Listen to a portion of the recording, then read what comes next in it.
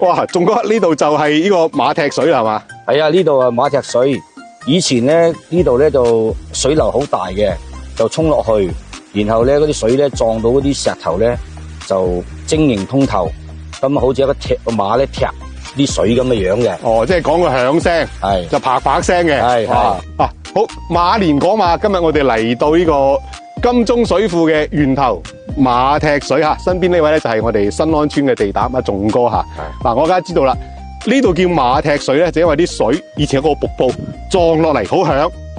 咁又想問下仲哥，點解無啦啦有個壩喺度咧？好似都好耐歷史噶咯。呢個壩咧就其實咧當時咧就中山嘅發電之父嚴迪剛咧就響應呢個叫實業救國，咁咧就整呢條壩咧就攔住呢啲水咧就用嚟發電嘅。下邊仲有一條水管沿住呢條山路一直去到下邊嘅金鐘水庫。咁但係好似又比較遺憾呢個故事啊！我哋淨係見到壩，見到水管，又好似見唔到電廠喎，係嘛？個電廠咧咁樣嘅，當年咧試機嘅時候啊，嚴迪剛咧就出現咗呢個事故，咁啊呢個電廠咧就冇再去呢個經營落去啦。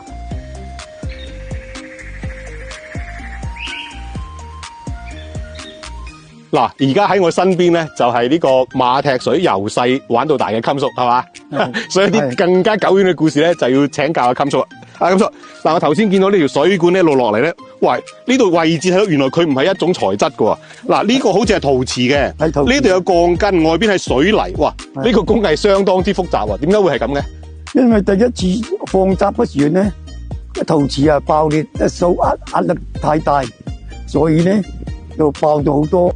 後尾咧就加鋼筋水泥落去，就套咗。再想問下咧，阿襟叔，呢個馬踢水啊，同你細個嗰時有咩唔同啊？以前係點樣啊？以前好猛水噶，火聲水響嘅，而家都水流1/10都冇。以前我哋細個咧就咧洗身啊，嗰啲水撞落嚟，做啲按摩咁樣，好舒服嘅。哦，仲可以揀唔同嘅水力水力唔同啊，撞落嚟認真舒服啊！我哋而家咧就由啱先呢個馬踢水瀑布咧，就一直順住嚴迪剛當年整水電站嘅足跡嚟到咗佢呢個水電站嘅舊址，就係我哋而家金鐘水庫。見到有一個滴光亭吓，呢個位置就係當年嘅水電站嘅位置啦。嚟呢度咧就有好多問題啦，要問下仲哥啦。點解咧？嗱，我哋知道咧嗰邊係近差橋，呢度咧就係新安村吓，呢度咧就馬踢水。點解呢個水庫要叫金鐘咧吓？又唔可以叫馬踢水水庫，又唔叫新安水庫？點解要叫金鐘水庫咧？原嚟咧呢度咧就係叫金鐘村。而家個位置就喺呢棵樹嗰個位置咧，就有一條村嘅，叫金鐘村。咁啊後嚟整水庫咧，就水位上漲就浸咗啦。咁為咗紀念呢個地方，就所以叫做金鐘水庫。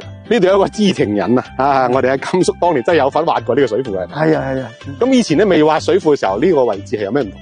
以前咧嗰度咧就係兩邊係梯田嚟嘅。諗嘅咧58年咧整個水庫做出水關咗，就成個金鐘村咧就遷咗出去叉橋，咁啊留翻而家嗰個舊址，即係金鐘村嘅舊址。